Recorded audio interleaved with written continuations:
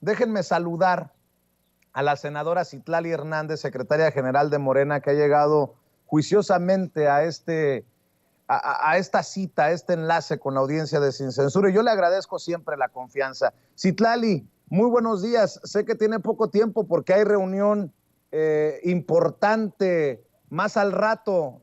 Primero, un abrazo. ¿Cómo te va, Citlali?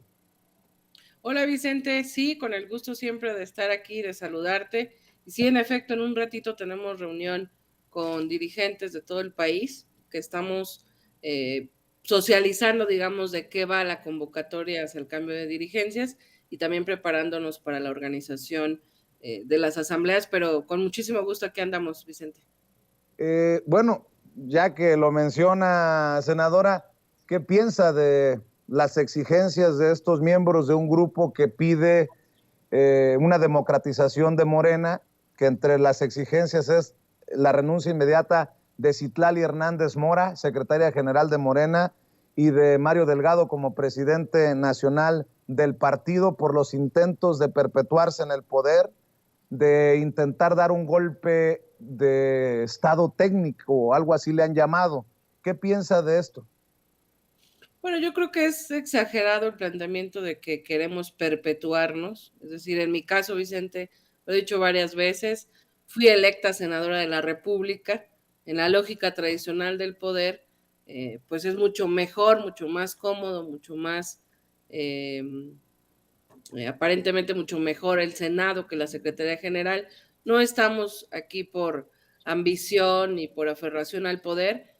Creo que la historia del proceso interno de Morena ha sido pública y ha sido compleja después de la judicialización de un proceso interno y de que muchos de nosotros dijimos que el Tribunal Electoral se estaba metiendo, violentando nuestra autonomía y nuestros estatutos. Pues se decide que este sea el método, la encuesta, y decido yo participar.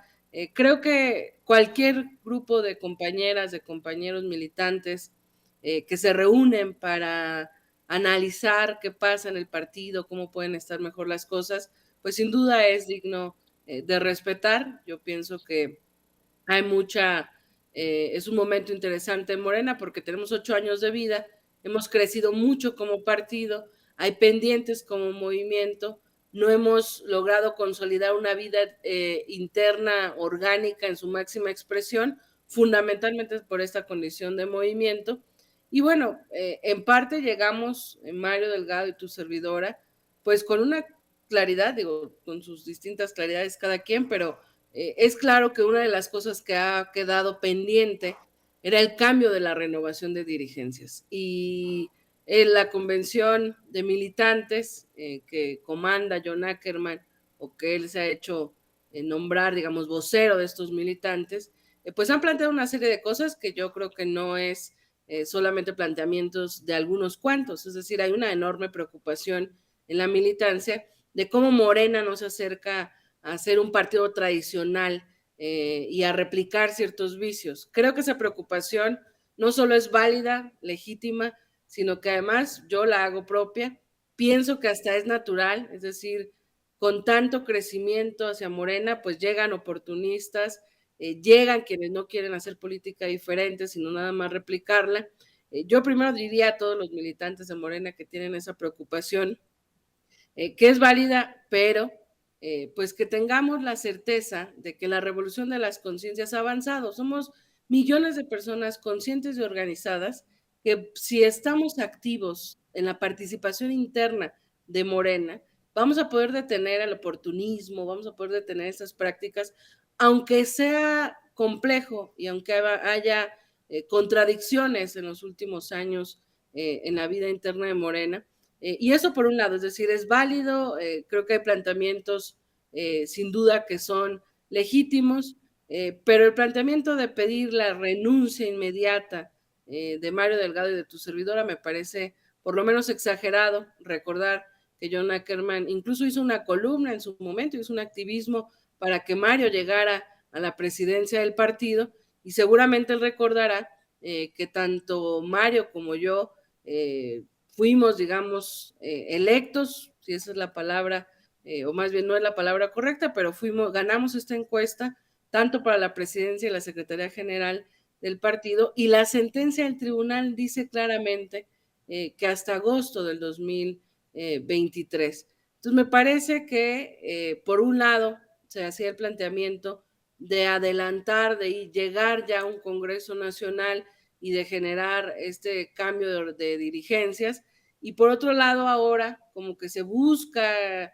el error para poder seguir confrontando. Eso a mí me parece que está un poco fuera de lugar. Creo que la crítica es importante, señalar las contradicciones y generar propuestas para librar esas contradicciones, pues me parece sin duda sano, pero seguir generando conflictos cuando Morena como partido y en lo electoral ha dado buenos resultados y como movimiento es mucho más grande el obradorismo que la propia clase política de Morena, pues me parece un poco fuera de lugar en un momento donde hay una batalla abierta por la nación y donde la oposición sabe que la única manera en la que podría debilitarnos frente a la derrota política, moral y electoral que ha tenido en 4 años y que por supuesto fundamentalmente quien los ha mantenido en la lona es el presidente Andrés Manuel López Obrador, pues sabe que la única manera de debilitarnos un poco es dividirnos, es acentuar esas contradicciones, confrontarnos entre esas contradicciones, acentuar los errores, y ahí yo espero que John Claro. recapacite y piense que sí, la mejor manera de que Morena siga por el camino de los principios y los ideales es tener gente consciente, gente organizada y gente incidiendo en la toma de decisiones y no en la lógica o en la dinámica de dinamitar desde dentro. Eso yo no lo comparto, pero bueno, respeto por supuesto los planteamientos de John y sé también que el sentir de la militancia, más que la vocería de John Ackerman, el sentir de la militancia es profundamente legítimo y profundamente derivado, digamos, del análisis y de la crítica, y pues yo tiendo la mano para seguir dialogando cómo construir para mejorar y no cómo destruir, porque hay errores que se tengan que mejorar. Entonces, nada más para confirmar, se tiende la mano para debatir, para conversar, pero no está sobre la mesa la renuncia. Pues no, me parece que en este momento, digo, renuncia y luego, sí, fíjate, o sea, a mí me parece un poco contradictorio. Dicen que no reconocen la convocatoria, bueno, dice John Ackerman, que no reconoce la convocatoria, que la convocatoria que generamos tiene errores, que es un riesgo porque van a entrar oportunistas y que no está correcta. Pero por otro lado hace un llamado a todas y a todos a participar.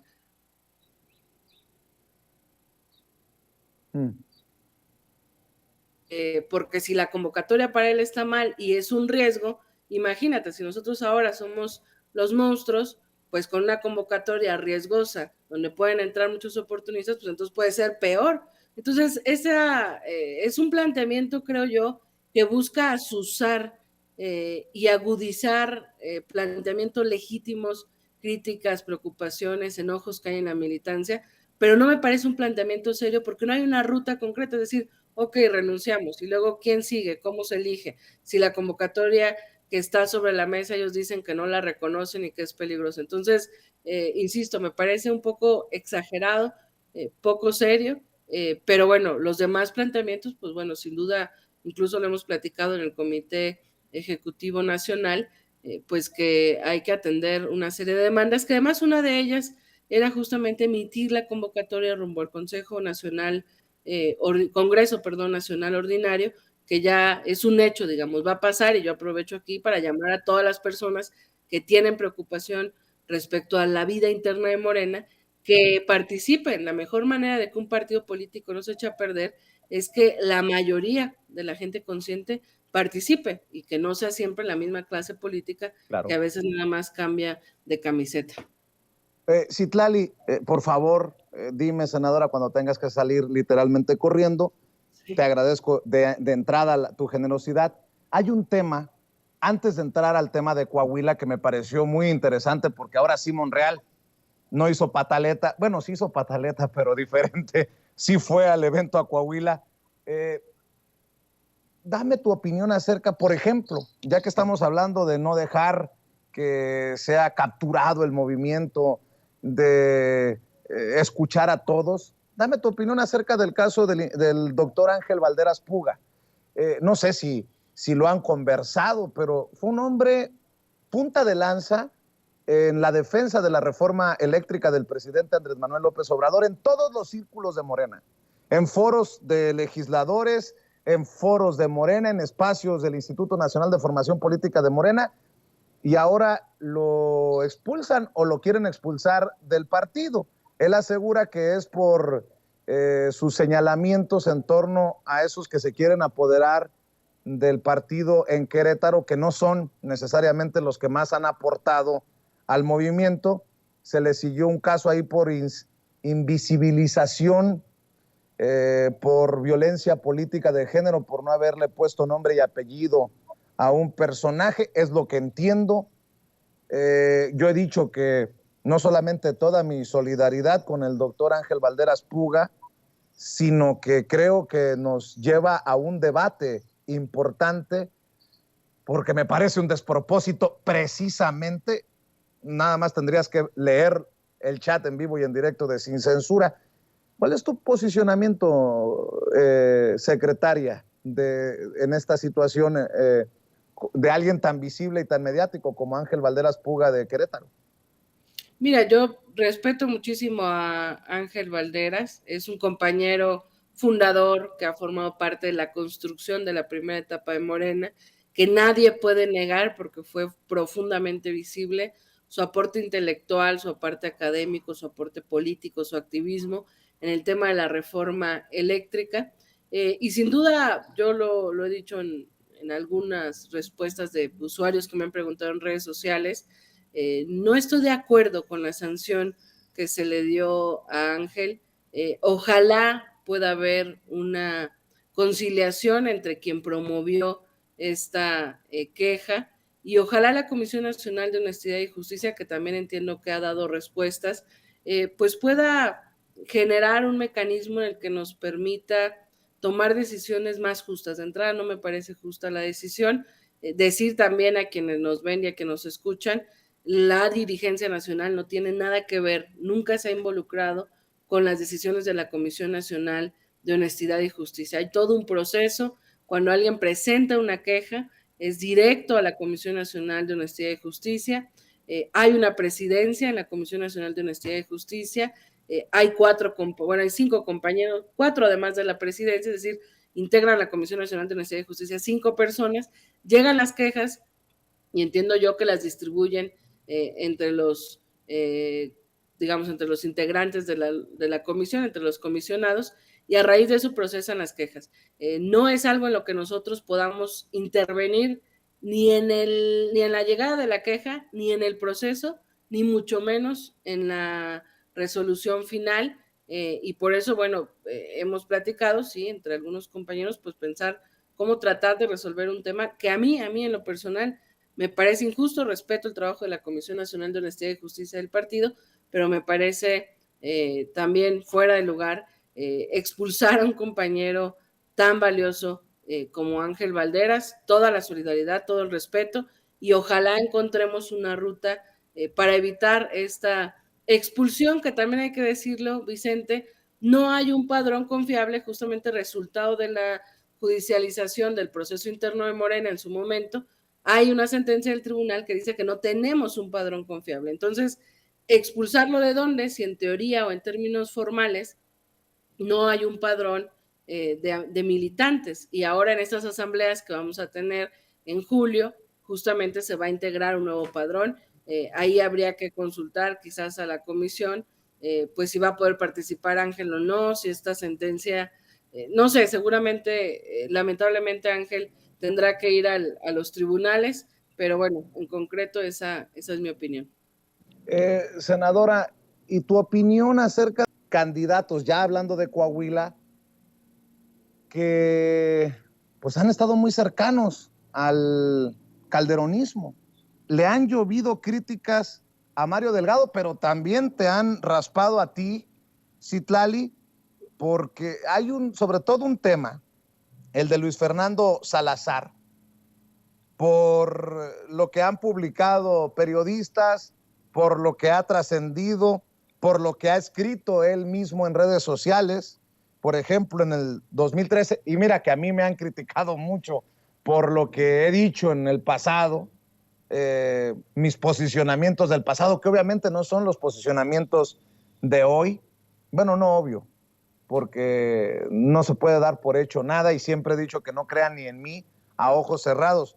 Pero que un personaje diga, sin duda, el mejor presidente que ha tenido México, abrazado de Felipe Calderón, y que hoy diga que no mentir, no robar y no traicionar, y que con Morena quiere ser gobernador en Coahuila, ¿cómo, cómo debe de reaccionar la militancia, la gente ante esto, cuando hay otros aspirantes como el subsecretario de Seguridad, Mejía Verdeja, eh, cuando hay otro aspirante como el senador Guadiana, que ha dicho que pues con o sin el apoyo del presidente Andrés Manuel López Obrador, a él le importa más el apoyo del senador Monreal, cuando tenemos esta terna que, para decirlo bajito, es controversial, Citlali. Mira, Vicente, yo he aprendido, y no es fácil, yo vengo de la militancia de base, no tengo ningún antecedente partidista, luego entonces ninguna experiencia en mis inicios política ni partidista, he tenido que aprender y he aprendido mucho en la vida real de la política en estos años que llevo pues haciendo política constante. He aprendido que a veces juzgamos sin tener elementos hacia profundidad, es decir, no me toca a mí dar una explicación, yo creo que Luis Fernando tendrá que salir a explicar de entrada algo meramente humano, ¿no? ¿Por qué en su momento militó en el PAN? ¿Por qué estuvo cercano a Felipe Calderón? ¿Por qué decidió venirse a Morena? Porque fue ya diputado con Morena y acompañó la primera legislatura del gobierno de Andrés Manuel López Obrador. ¿Y por qué busca ahora ser candidato a gobernador de Coahuila? Creo que eso es algo que le toca a él explicar, porque además vivimos tiempos políticos muy interesantes donde cada vez se cristaliza más la vida pública y nos toca responder y dar cara a las críticas, a los señalamientos, a las dudas de la ciudadanía, y eso a mí me parece un logro del obradorismo, digamos, porque no hay nada oculto. Hoy las decisiones que se toman y las decisiones que se pudieran tomar y las caras levantadas, pues ahí existen. Por eso el tema de la sucesión presidencial, por ejemplo, está en el debate público, ¿no? Es decir, mucha gente está preguntando quién será la mejor persona para suceder a Andrés Manuel López Obrador, y creo yo que en el fondo cuando Andrés Manuel destapa las corcholatas justamente busca eso, ¿no? Como provocar esa discusión, lo cual me parece interesante y un logro de la cuarta transformación. Por supuesto, yo tengo, creo que no hay ningún político que más, iba a decir la palabra deteste, pero que más daño ha hecho a México y por ende más rechazo yo tengo que a Felipe Calderón. Y evidentemente cuando ves a una persona en una foto con Calderón, yo creo que no solo me pasa a mí este rechazo hacia Calderón, sino a miles de personas, pues cuando se ve en una foto a una persona con Calderón que aspira a ser candidato de Morena, pues por supuesto la reacción de la ciudadanía consciente, organizada, obradorista, a favor de la cuarta transformación, pues es de profundo rechazo y se prende una alerta, ¿no? Yo he leído en los últimos días en redes sociales, he visto, la gente nos ha dicho, pues traen esa preocupación. En mi experiencia política, lo que yo te decía, a veces juzgar por el origen de la gente sin tener más elementos, me parece que se convierten en origen, en críticas o en juicios incompletos. Esa es la única opinión que daré, digamos, creo que a Luis Fernando le toca dar la cara y explicar cómo mucha gente se ha venido a Morena, y entre esa gente que se ha venido a Morena de otros partidos, tenemos quienes llegan sutiles y tratan de entender las nuevas reglas, tenemos quienes llegan voraces y tratan de imponer sus viejas prácticas, y tenemos también quienes se han ido convenciendo en el camino. Por supuesto, y quienes han traicionado incluso, ¿no? Como Lili Téllez y demás. Por eso la preocupación legítima también de la gente, pero me parece, y yo haría como ese llamado, pues a que Luis Fernando nos cuente por qué estaba allá, por qué se vino, y a que la ciudadanía también tenga un juicio un poco más certero. Yo siempre he dicho que no importa de dónde venimos, sino cómo llegamos y hacia dónde vamos. Y quien llegue para respetar las reglas, las prácticas, los principios y los ideales de Morena, y quien llegue para sumar al proyecto de nación por encima de cualquier proyecto personal, a mí me parece que es bienvenido. Nuestros juicios son los que hablan, afortunadamente vivimos, perdón, nuestros actos, afortunadamente vivimos otros tiempos y la gente sabrá juzgar con base en los actos a quienes finalmente venían de otro lado y resulta que sí son leales al proyecto de nación López Obradorista, o a quienes venían nada más con oportunismo. Yo no me atrevería a hacer un juicio sumario sobre Luis Fernando, insisto, toca que él dé la cara, y también decirles con mucha certeza que será una encuesta quien defina a quien encabece los trabajos organizativos y después rumbo a la candidatura en Coahuila, y pues estar pendiente del debate que te digo, creo que hasta es sano que ahora se debata de posibles aspirantes, porque lo debatimos dentro de los aspirantes de Morena, no se debate del PRIAN porque están ya pues derrotados de entrada, ¿no? Pero tú en algún momento fuiste muy clara en tus posicionamientos como secretaria general, que no eran los del presidente Mario Delgado. ¿Esta posibilidad, este aspirante, es una puerta abierta de Mario Delgado? ¿O tú también la abres para todos, incluyendo a este personaje que decía que Felipe Calderón era el mejor presidente de México? Eh, Pregunto, pues para la hora de hacer cuentas y hacer balances, saber para dónde apuntar el dedo, Citlali, porque creo que no hay, y corrígeme si estoy equivocado, un caso de panistas o expanistas, calderonistas o excalderonistas que le hayan hecho un bien o que no hayan traicionado al presidente Andrés Manuel López Obrador. Ahí está el caso de Germán Martínez. Ábranle la puerta. Sí fue cercano a Calderón, pero ya cambió.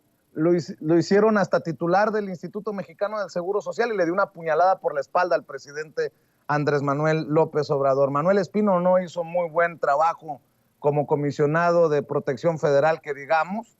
Así que, pues yo creo que son fundadas las críticas y los señalamientos de la gente de a pie. Por eso yo te pido que seas clara como el agua de río, mi querida Citlali. Sí, mira, sin duda eso es real, Vicente. No se puede confiar en el expanismo, ¿no? Es decir, no es un absoluto, pero es una tendencia. Quien abrió la puerta generosamente a Germán Martínez fue el presidente de la República. O sea, yo creo que yo soy crítica y estoy en modo amor y paz. Procuro colocar las críticas donde deben de ir, que fundamentalmente es en lo interno, porque sí creo firmemente en que la unidad en este momento y buscar la cohesión dentro de Morena es estratégica para el proyecto, para acompañar al presidente y para seguir fortalecidos contra la oposición. Eso no significa que dejemos de ser críticos, significa quizás que somos más cuidadosos en lo que decimos en público. Yo te puedo decir que a mí me parece, tengo muchas posiciones críticas respecto a cómo se han ido tomando las decisiones. Sin duda se han ido mejorando la toma de decisiones. Creo que estamos en ese parte del conflicto y las preocupaciones legítimas de la militancia y de la ciudadanía es que estamos en esa línea delgada, ¿no? Yo lo he dicho varias veces, lo viejo no termina de morir y lo nuevo no termina de nacer. Y entonces, ¿hasta dónde abrimos el partido? Y hasta dónde permitimos que más gente se sume. Andrés Manuel López Obrador ha dicho varias veces que este es un proceso de revolución de conciencias. Y si estamos revolucionando conciencias, pues se supone que estamos tratando de convencer a más gente, y eso va a implicar que el movimiento crezca, que la gente se sume. Tú mismo has dicho a veces lo que decimos. A mí me parece que un político tiene que ser congruente entre lo que dice, lo que hace y lo que piensa. Evidentemente, también la trayectoria política de una persona sin duda va avanzando y va madurando. Tú lo has dicho, a veces hemos escrito cosas en el pasado que a lo mejor no necesariamente son las posturas. Yo no me voy a colocar en una defensa ni en una vocería de Luis Fernando Salazar. Yo lo único que digo es, mantengamos la crítica, la alerta, pero tampoco hagamos un juicio sumario de solo por ser expanista y por tener unas fotos con Calderón, que sin duda no es menor para quienes somos anticalderonistas, no solo por eso, de facto ya digamos que todo, que viene la imposición y que viene algo. Yo creo que hay que tener cuidado, hay que tener reservas, sin duda, y yo espero que este debate abierto provoque que el resultado de la encuesta sea la mejor persona o la más cercana que represente a los intereses pues del proyecto. Soy crítica, Vicente, pero también creo que hay que, o sea, he aprendido también, porque la vida me ha dado lecciones. A veces yo he defendido a muerte a militantes solo por ser de base, por ser fundadores, y tristemente he llevado decepciones. Ser fundador no es una garantía tampoco de la máxima expresión de principios ideales, y a veces he condenado brutalmente a personas por su origen y resulta que no era tan así. Por eso yo me coloco desde la cautela de tengamos juicios un poco más completos, pero también decir que por supuesto es preocupación mía y son legítimas las preocupaciones colectivas de que no se nos llene de calderonistas y desde adentro se nos implosione el partido y se llene de gente que al final está pensando en su proyecto personal más que en el proyecto de nación, porque ese sí sería un error brutal que habría que asumir fundamentalmente quienes estamos en la dirigencia. Pero bueno, hoy no he decidido nada, no se ha decidido nada, vamos a ver qué pasa y vamos juntando los demás elementos para tener un juicio un poco más justo sobre muchas personas que están llegando, que llegarán y que han llegado, y que sin duda pues tenemos que buscar cómo generar ese equilibrio entre quienes llegan legítimamente y quienes llegan con otras intenciones. Bueno, entonces para cerrar, el evento de Coahuila se anuncia la unidad, aunque creo que el movimiento rumbo al 2023 y al 2024 está muy lejano a esa unidad. Habrá una mayoría de conciencias rumbo a la transformación, pero unidad per se, no podemos, creo, hablar de unidad cuando el que sube al templete ha estado pateando en la entrepierna, si me permiten la expresión, perdón por lo que voy a decir, al movimiento, para doblar al movimiento. Y me refiero a Ricardo Monreal. En su momento hasta medio advirtió que o se doblegan ante él o se va del partido. Y me refiero al coordinador de los senadores de Morena, al presidente de la Junta de Coordinación Política, que dice que él no es una corcholata porque es una ofensa para él esas cosas. Unidad, no unidad, exagero, no exagero, Citlali, ¿cuál es el balance? Tampoco estuvo Marcelo Ebrard, obviamente por cuestiones de COVID, le deseamos la pronta recuperación al canciller, pero el que sí estuvo es el que ha estado golpeteando, esa es mi percepción. ¿Cuál es el balance que se ha hecho de este evento en Coahuila como el del Estado de México, Citlali? Porque el del Estado de México pues quedó de alguna manera también percudido por los señalamientos de Ricardo Monreal, y como tiene tantos amigos en los medios tradicionales, le prestaron más atención a eso que al evento masivo en sí. Y hasta tú misma aquí en Sin Censura, senadora, nos decías que mentía Ricardo Monreal porque sí se le había invitado. ¿Qué ha cambiado? Si alguna cosa ha cambiado luego de escuchar también el discurso en el templete de Ricardo Monreal. No, pues mira, Vicente, a veces cuesta, insisto, yo hablo desde mi experiencia. Me parece que nos toca desde la dirigencia generar las condiciones de unidad.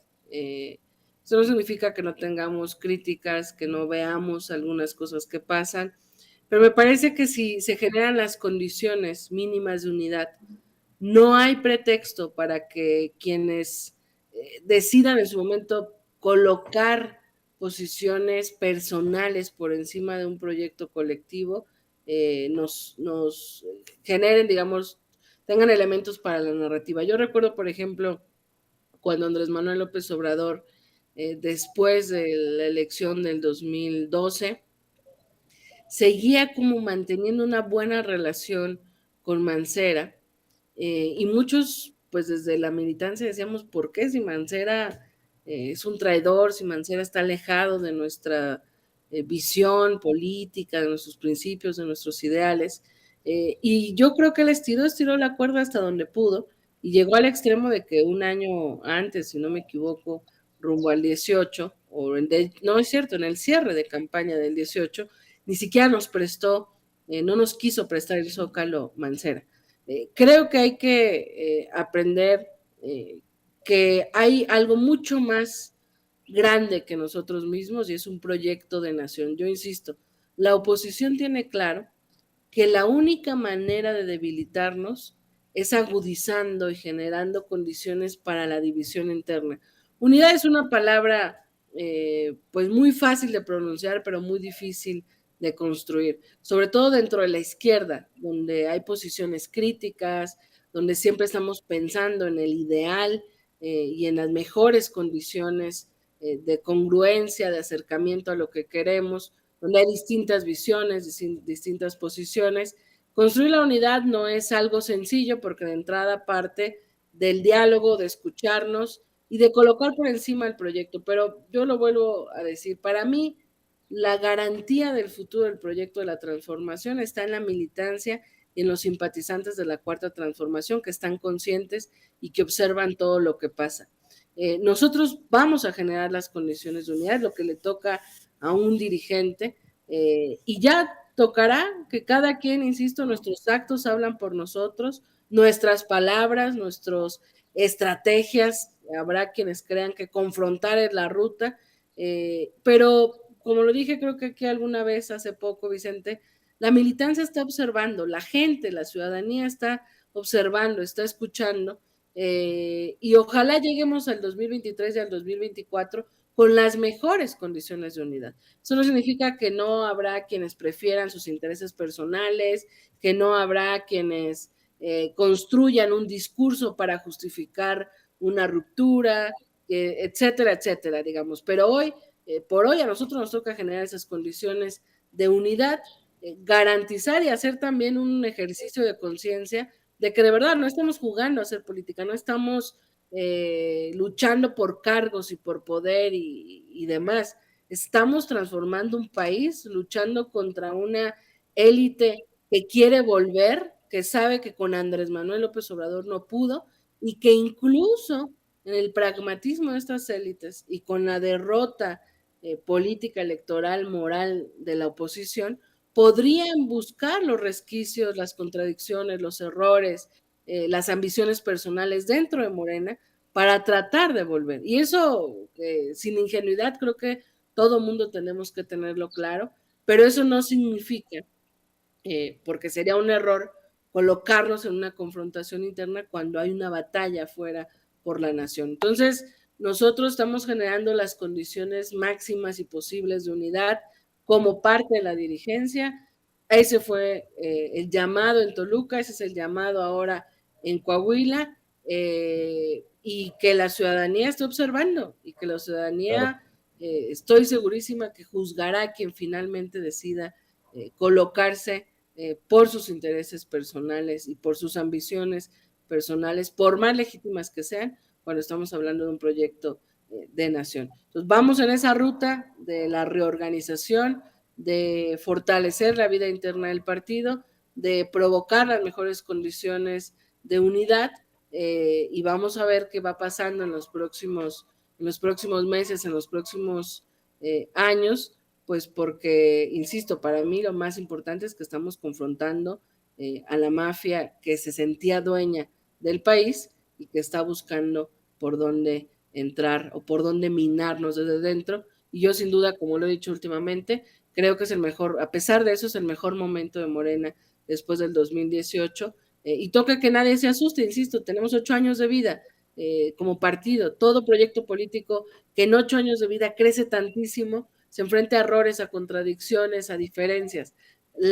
El reto está en que tengamos capacidad, simpatizantes, militantes, dirigentes, aspirantes, candidatos, de poner por encima el proyecto y de ponernos de acuerdo con eso, sin dejar de ser críticos, sin dejar de tener preocupaciones legítimas y sin dejar de hacer un esfuerzo por mejorar al partido como esa herramienta máxima llena de principios e ideales para la transformación del país. Y bueno, vamos viendo qué va pasando en los próximos días, semanas, años, meses.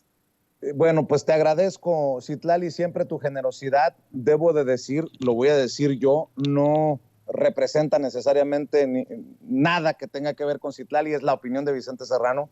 Gracias por tú sí cumplir, gracias por tú sí respetar a la audiencia de Sin Censura. Creo que queda claro que tú no eres como Mario Delgado, quien nos ha cancelado no una ni dos, sino como 3 ocasiones hace unos días y nos quieres tratar como plato de segunda mesa. Gracias por tratarnos con la dignidad que merece nuestra audiencia y te mando un abrazo, senadora. Al contrario, Vicente, no es una generosidad, sino un respeto, porque además, te lo he dicho, creo que en privado y creo que también varias veces en lo público, en este cambio que vive el país, hay una necesidad de un gran sector de la población de encontrar información, de encontrar espacios de discusión, y sin duda tú te has vuelto un referente de ello, y yo me lo encuentro en la calle, cuando pocas veces voy a Televisa y esos medios, pero cuando he ido casi en los mismos tiempos, más gente me saluda en la calle por decirme que me vio y me escuchó contigo en Sin Censura, que en Televisa o en cualquier otro lugar. Entonces eso habla de que en el despertar de conciencias, pues hay una necesidad de encontrar otros espacios y de que tu espacio sin duda se ha vuelto serio. Entonces no es, digamos, una generosidad, sino fundamentalmente un respeto a ti y a la audiencia, y siempre que pueda, pues aquí estaré con mucho gusto, Vicente, y perdóname que ahora sí tengo que correr. Te mando un abrazo, Citlali. Muchas gracias. La senadora Citlali Hernández, Gracias. secretaria general de Morena.